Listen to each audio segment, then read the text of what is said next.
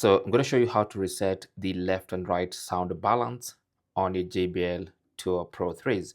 So if you feel like the right side is louder than the left side, or the left side is louder, you can reset to make them balance by going to the app. So just go to the JBL headphones app and load your Tour Pro 3s.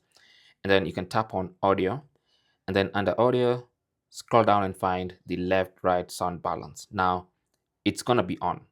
If you feel like the left side is louder or the right side is louder, that's probably the reason. So you wanna put this slider in the middle until it says 0. That means there's balance, or you can just turn this feature off. Now once you turn them off, it's gonna go and balance by default. All right.